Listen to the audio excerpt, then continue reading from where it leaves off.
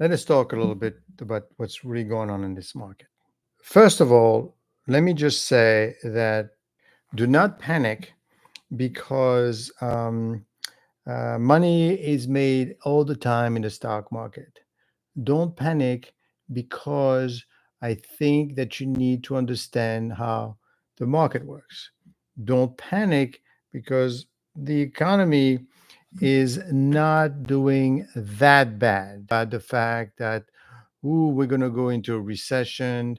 Um, what about if it's just a soft landing? What about if what you think is happening is not really happening? I mean, if we take a look at the daily and weekly indicators about the US economy, restaurant booking are strong, air travel dates are strong, tax withholding no sign of slowing down. In terms of weekly data, the Fed GP now is 2.5%. The weekly GDP index from the Fed is 2%. Retail sales are strong. Jobless claim are slightly weaker. Okay? That's because of what we've seen. But it really doesn't mean anything. Okay? It simply means that things are not as bad as you think they are. So maybe we are not going to go into recession. Remember one thing. Remember one thing. All that you're seeing is a slowdown. Now, of course, what has been happening as well is that we have had a big run. So once you have a run like that, obviously it's time for pullback.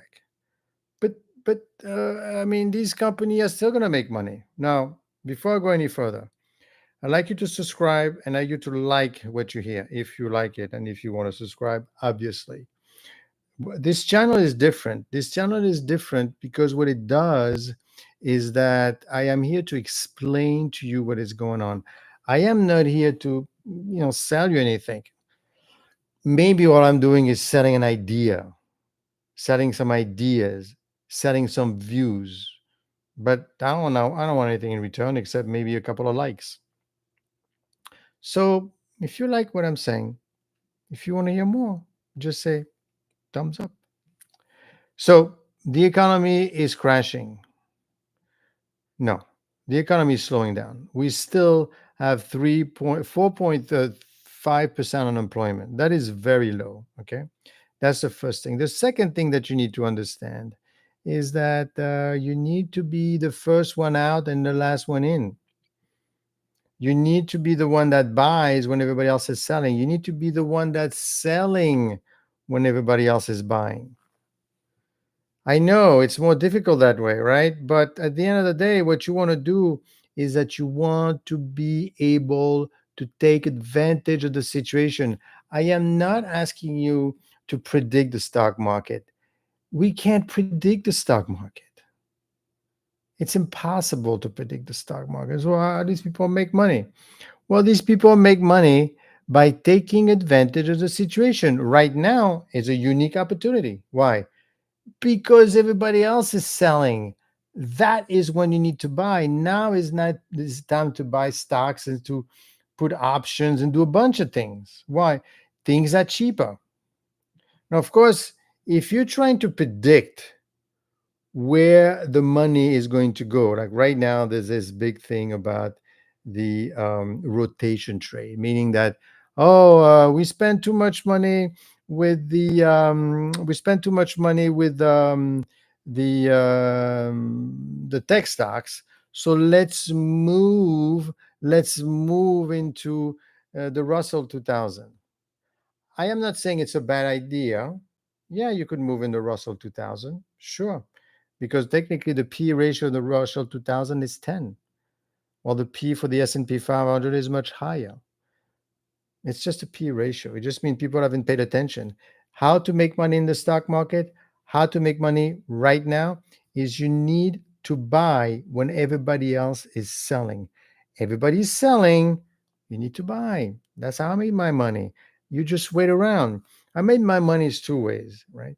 Either I took advantage of the market. I didn't try to predict it.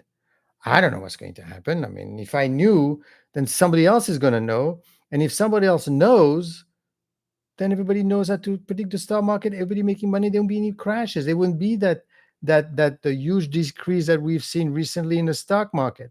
No, obviously, these are not small decreases. These are not small decreases. If you look at what's happening right now in the market, frankly, it would appear that we have lost a lot. What have we lost? Well, let me bring up my trusted numbers, and right now the S&P is down 6% since July. The Nasdaq is down 10%, but the Nasdaq, I mean, come on. Come on. I mean, Nasdaq, it's all the tech stock, the AI stocks. I mean, I don't know if you realize, but Nvidia is worth, I think, $3 trillion. I think it's like worth half of Germany, quite frankly. When you're that large and that big, how high do you think you're going to go? Oh, well, then it's over. No, it's not over. I mean, Nvidia still is going to make money. Nvidia is still AI. AI is everywhere. I know that Tesla is not doing so great right now, but have you seen a better built car? And this guy is thinking about other things. He's thinking about the robo taxi. Robo taxi is great. Why is robotaxi great? Robotaxi is great because if you have a Tesla, it's going to pick up your car, drive it around, and it's going to pick you up. I mean, not you, but your car. I mean, it's some crazy stuff. But then again, so was the electric car. Anyway, so let's assume for 1 second that the economy is not going to collapse on you; it's going to create, right? So all these people that made their money because they were selling when everybody else was buying. They didn't sell. In July. They've been selling all along slowly. I mean, I teach this stuff every day. Some of my students actually work for hedge funds, right? It went up and up and up, and they were selling and they were selling and they were selling. Now, obviously, the topic, the important topic right now is the Fed. So now I don't understand, but you want the Fed to lower rates? Yes. Okay. So that's a good thing if they lower rates. Well, I remember what I told you in a previous video. If the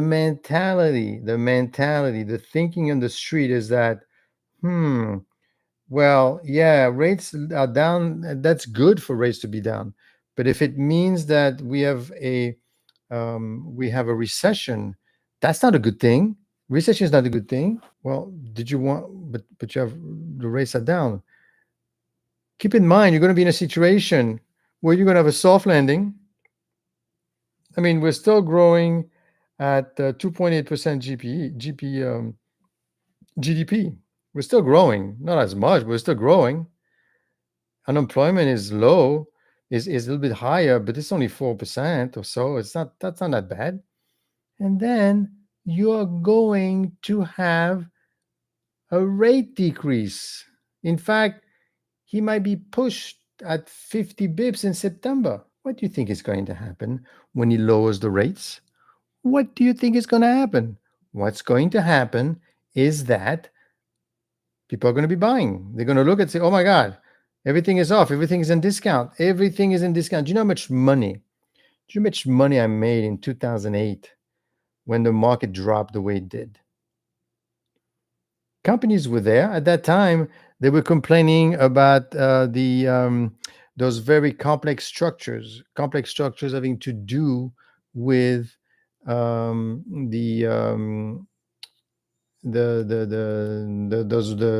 those structures having to do with mortgages, subprime mortgages, AAA tranches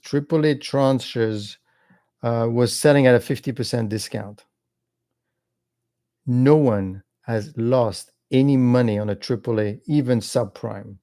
It was almost impossible to lose money because you have to have so many mortgages go for bankruptcy that the top did not lose any money. The problem is the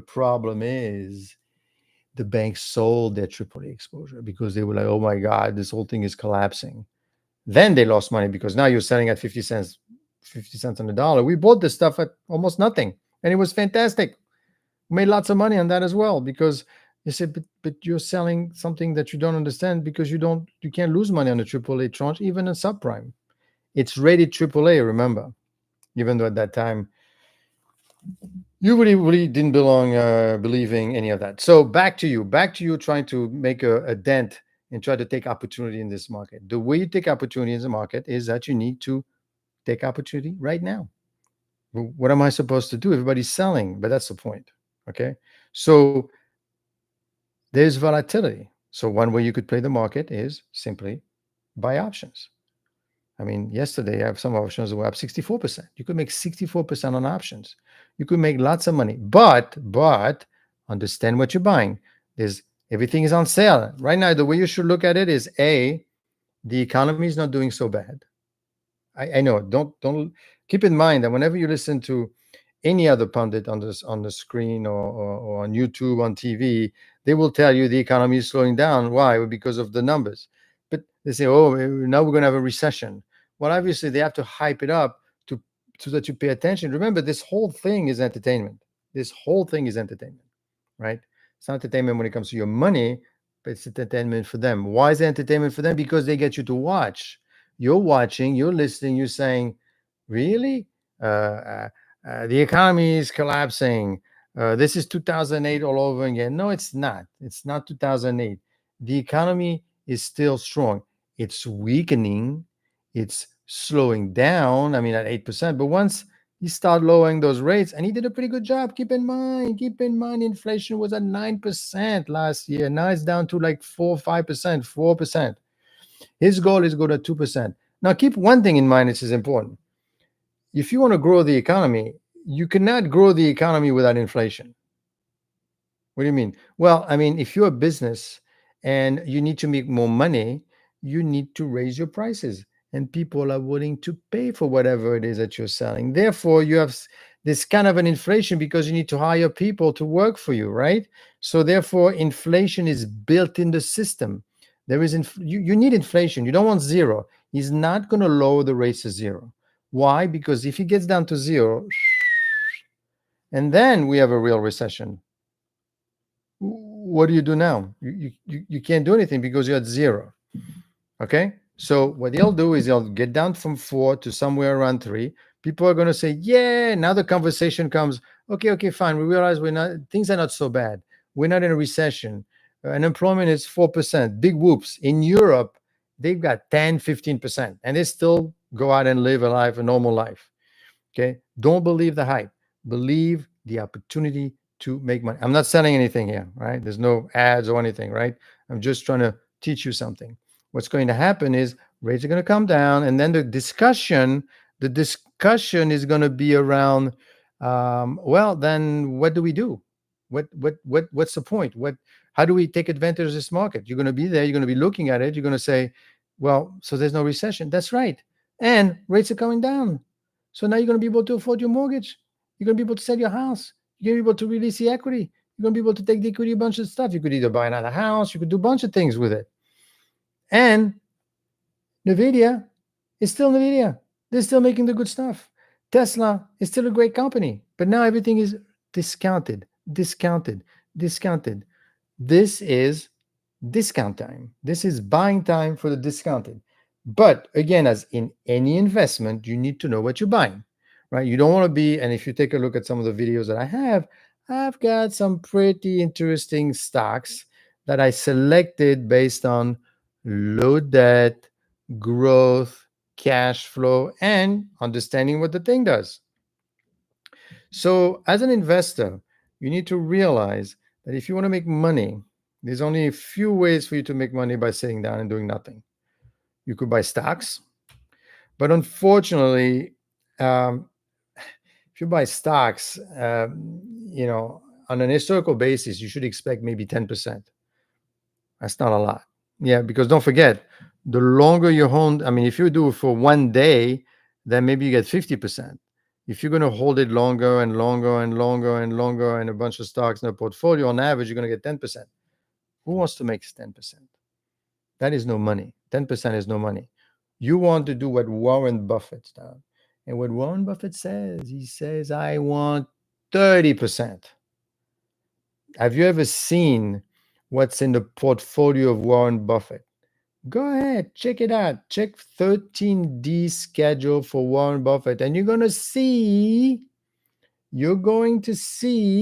that he's got maybe 10 stocks in his huge portfolio that constitute most of its value. Coca-Cola, Apple, which did pretty well recently, a bunch of stocks that he understands. They asked him at one point, "Yeah, how come you don't have any Bitcoin?" He says, "Listen, it's not like I don't like Bitcoins. It's just that I don't really understand it." And keep in mind that right now, with when you have inflation, you want inflationary assets. What does that mean? You want stuff that really cannot be duplicated. You want gold, unfortunately. That's why gold is going up, because there's this inflation fear. And the reason they want inflation, what they're not telling you is that you need inflation for growth. Now, keep in mind, and that one you need to worry about. Forget the economy. What you need to worry about is in a couple of years, you've got the national debt. And believe me, listen to me now and believe me later. You need inflation, because with this huge amount of debt, 35 trillion every year in interest alone, we are paying for the budget, the defense budget. Imagine, in interest alone. I don't know how old you are, but in 10 years, there's not enough money for Social Security. So, how do we get more money? Well, we borrow more. Until when? What happened when they say, we don't want any, we've got too much US debt, and they don't want to lend it? They don't want to give you the money. Where are you going to find more money? So that's what you need to worry. But these people, right? They're thinking three. It's like chess, 3 or 4 steps ahead of you. They already know that no one wants to, you know, raise taxes. Do you see any other candidate talking about raising taxes? They're not going to be elected. Do anybody, either Kamala or Trump, talking about, we're going to cut your benefits? They're not going to be.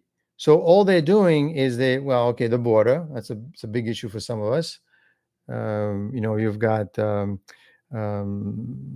thing with the abortion. Okay, I understand that's also a big deal for some of us as well.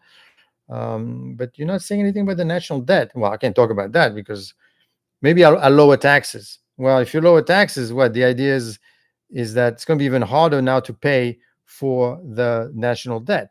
Yeah, but by lowering taxes, companies are going to therefore spend more money on the business, and it's going to grow in the economy. Because at the end of the day, the way you really fix the debt is that you need growth. And the US, we're pretty lucky. We have a good system, at least compared to others, and we have growth always possible because the consumer is the one that drives everything. We're driving the market. So therefore, you're going to need growth, and for you to have growth, you know, you need inflation. You, you, I'm not talking 20% inflation. I'm talking enough inflation to keep things going. So that's the reason why he's not going to drop it to zero. He's going to drop to two. So here you are in December. Now, obviously, well, between now and then, the market is going to go from, oh my God, we're losing everything. It's over. It's 2008. We have recession. Sell everything. Oh my God, I'm losing. I should be selling with the rest of them. Or then it's going to go, oh, you know what? It's not too bad. And I'm buying stuff on discount. And guess what? It's lowering rates. This is fantastic. I'm going to be able to buy a house, sell my house, do a bunch of things. So it's going to go between this and that, right? I don't know what's going to happen. I think it's based on what I'm seeing today. I mean, this is not 2008. I don't know because I was there. Okay, and we made plenty of money in 2008, but it doesn't mean that it's going to be 2008 again. So then what's going to happen? Well, you know what? I'm going to take advantage of it. How do you take advantage of it? How you take advantage of it? In a very quick way, and in a very efficient way, very dangerous way. So make sure you understand what you're doing. But what you can do is you could buy some puts, some options over there. So in case tomorrow they realize, what are we doing, guys? This is ridiculous. The market is oversold, and these companies are still great. So the option is going to go. Let me tell you, an option that expires like 2, 3 days, even a month from now, could go up 50% in one day. It goes up, you sell. Oh, you know what? No, no, no, no, no, no. We have another point, and there's a lot of uncertainty about the market, and it's all crashing again. But then you also buy a put. Boom, it hits it, and you execute. So as long as it does this in terms of volatility, you could hit it both ways. Now, of course, you could also say, well, I don't understand anything about options. It's not easy to unwind.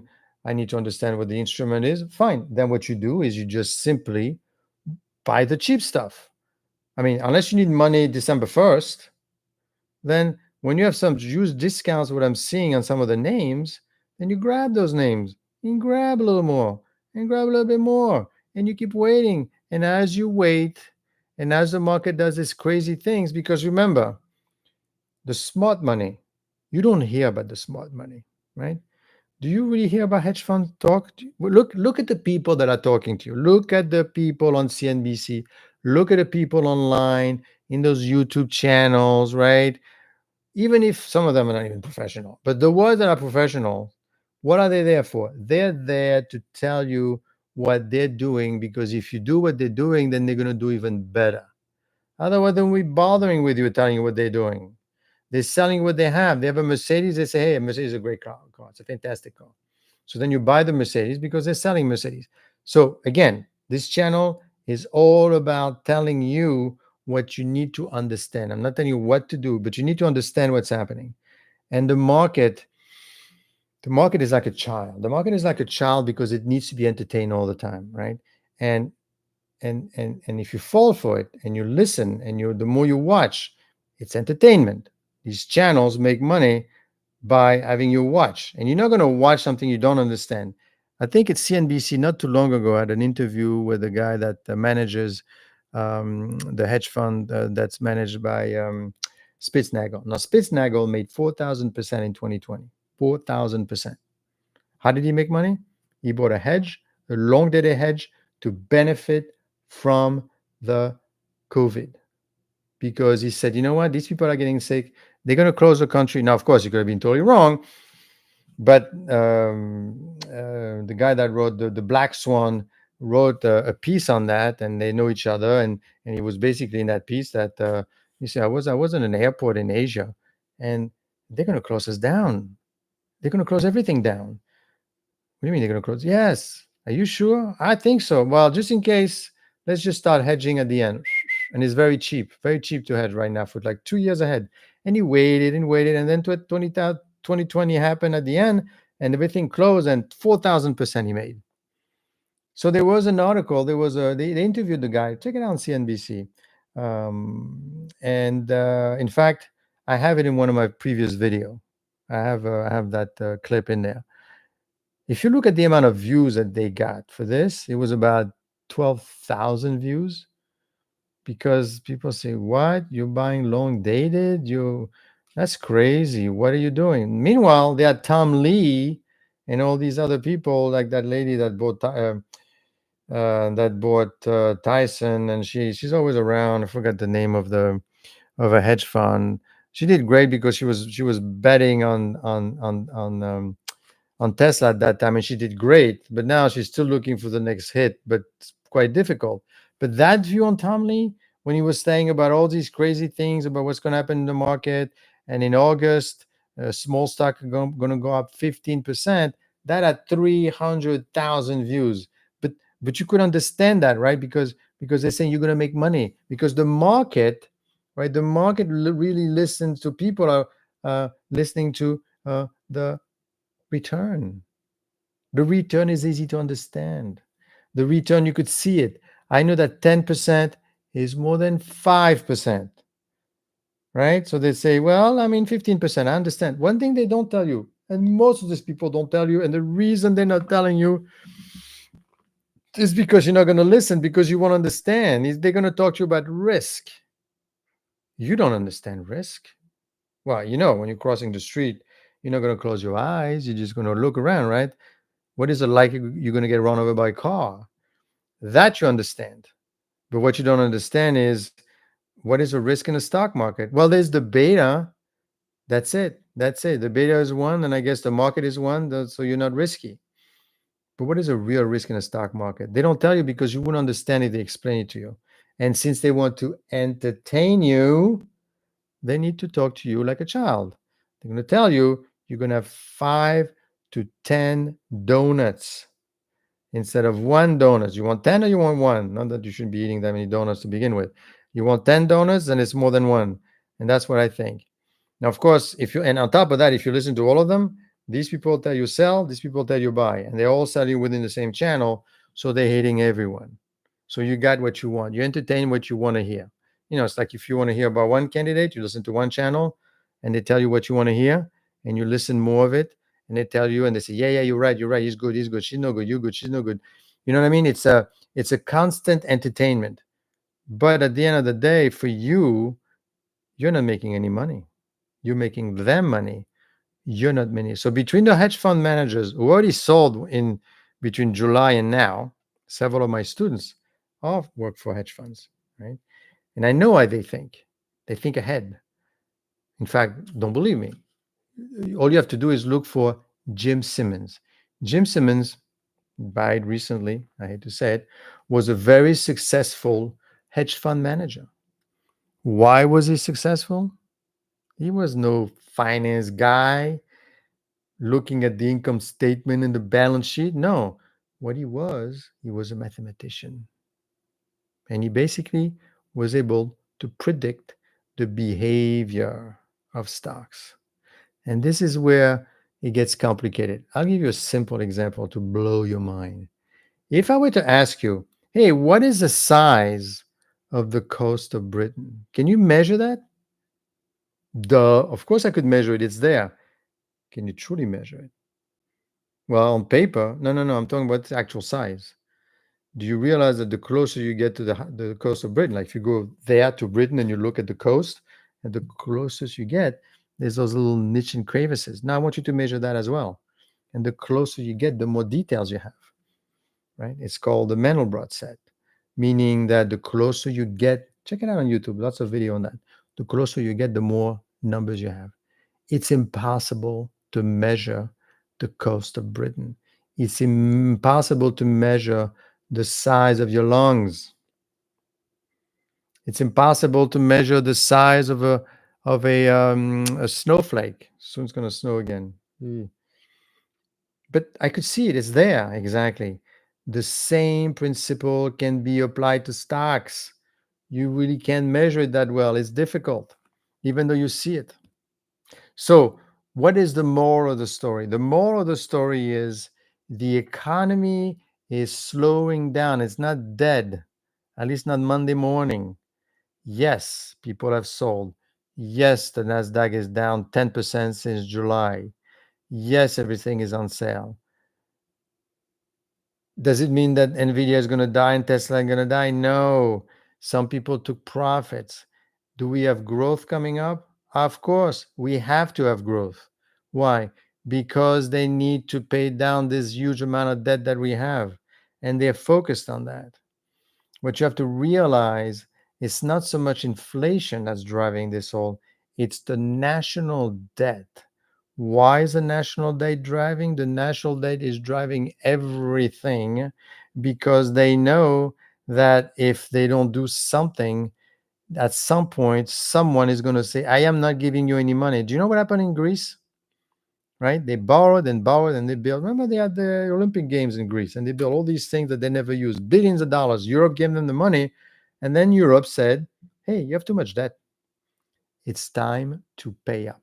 It's time for you to lower your debt. Can you give me more? No. We're not giving you any more money. And you still have to pay us interest. What did they have to do? What did they do? Well, I hate to tell you, they raised taxes. Not very good, but they were forced to do it. And then they went to your services, to your benefits. They went to the retirement and they said, you're going to get less money. No, they went in the street, then bitch and moan, but they had to do it. Now they're doing better, but they took a huge hit. You were getting your retirement, you were getting less money. In France right now, that's what's happening. They are borrowing, and Europe and European Union is calling them and said, you have too much debt. You need to reduce it. What is going to be your plan? If you don't have a plan, we're going to tax you. And then if it's not enough, we're gonna fine you. Then we're gonna have to start raise. We're gonna force you to raise your taxes. In the U.S., we don't depend from anyone, right? So all we depends is I need more money.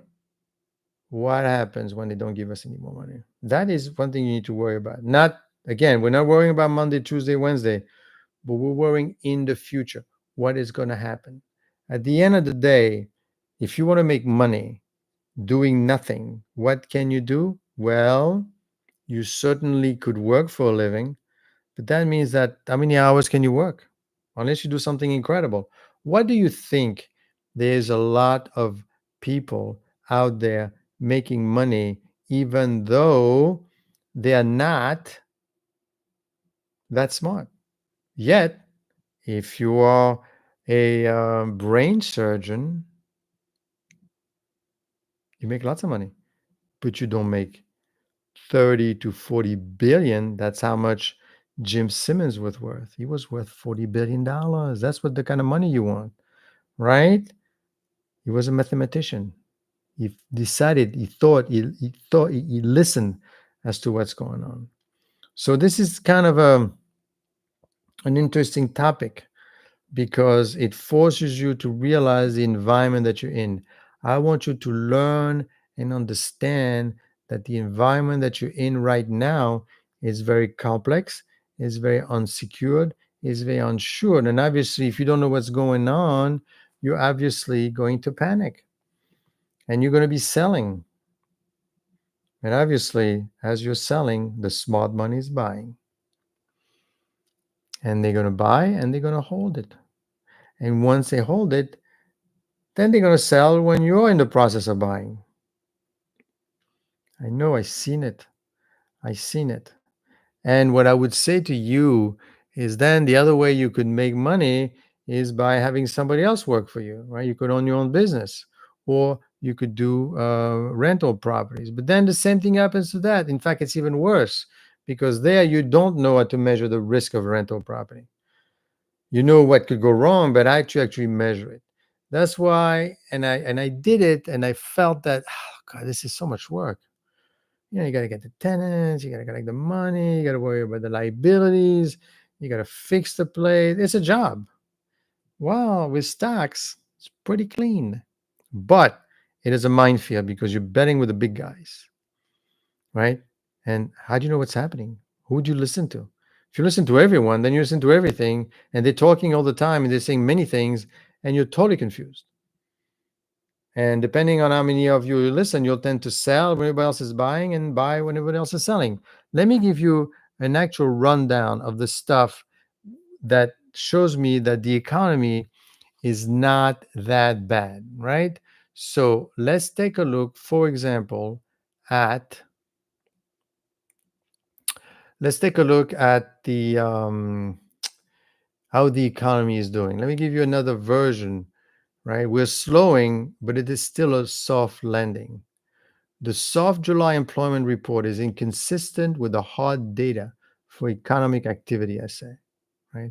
There are no signs of a slowdown in restaurant booking, TSA travel, tax withholdings, retail sales, hotel demand, bank lending, Broadway show attendance, weekly box office grosses, combined with GDP on the second quarter coming in at 2.8%. The bottom line is that the current state of the economy can be described as slowing, but it is not a soft landing. People, it is not, it is a soft landing right now. You don't want to be out. And frankly, you don't have a choice. What, you don't want to invest in the stock market? Okay, so what are you going to do? You're going to keep your money in the bank? And then what? Make 5%? No, you need to make more than that. You need to grow. You have no choice. And believe it or not, if you don't do anything, you're doing something. So take a look at some of the stocks that I've proposed in my channel. Look at them. There's lots of interesting stuff in there. There's some good stocks that let me take a look at what I have for you here. I'm going to throw out a bunch of names that I think you want to write down and take a look at. But basically, in my small caps, I mean, small caps is not bad because they haven't done that well. Now, have you seen that? How's my portfolio doing? My portfolio is at 1.8 million and it's up 33% from the past 2 years. And I've added a bunch of hedge funds position in there, right? Now, obviously, my portfolio. Let's take a look. Let's take a look at some of the stocks that have done well in the past 2 years. All right. So the one that have done well is BMI. Now, of course, it's down 3%. Um, it's down 3% as of Friday. I mean, in one day, but it's up 140% the past 2 years. So I'm talking BMI, which is Badge Meter Inc., and I'm talking about Fabrinet, right? 80% is also Vulcan Materials Company, for example. Now, what's the deal with these guys? Well, if you look at Vulcan Material, it was only down 1%. Why is Vulcan Material Company, VMC, such a great stock? Well, first of all, the beta is 0.82, is below average. And the P ratio is 38, which is kind of in par with the market, right? And why do I like it? Because if you look at the financials, this is just an example. This company in 2020 was doing 4.8 billion in sales. Now it's up to 7.7 billion. Okay, so it's been growing. Its EBITDA went from 1.2 to 1.9, which is basically your cash flow. How much interest expenses they pay? About 196 million, which is they have 10 times enough money to make up for the amount of interest expense. So they're doing quite well. Thank you very much. Okay. And in terms of growth, I just told you sales gone up quite a bit. Okay. Well, so what is it that Vulcan material does that is, you know, so great? Well, what they do is that Vulcan material produces and supply construction aggregates primarily in the US. It operates for aggregates, asphalt, concrete, and calcium. So here we are, a simple company, stuff that you understand. So going forward, you probably want to take a look at stocks that are not worth $3 trillion, that are stable, making money, and also have a inflation hedge. What do I mean by an inflation hedge? It means a stock that basically has the ability to raise prices and you will pay for it because you need what it is that they're producing. Right? So I don't know, if you're good rich or you're a tire maker, you need tires, people, for your cars. See, you see the way this is. Do you see why Warren Buffett is very smart? Is because he actually buys stuff that he understands, and of course, if he understands it, it means people want it. You want something that people want, and therefore, if you understand it, then you're comfortable. Coca-Cola, for the longest time, he owned it. I know it's not Nvidia, but how many Nvidias are there? There aren't that many. And even if you could find NVIDIA, even if you could find it, it's still not going to be enough for you to do what you need to do. Okay. So let's see what happened this week. Relax, have a good weekend. Don't panic too much. We still have a bunch of numbers. They are going to lower rates. In fact, it may surprise us, and that will give a boost to the market if he lower rates before September. Although, if he does that, people are going to say, oh my God, the economy is even worse than expected. So he's not going to do that. See you next week.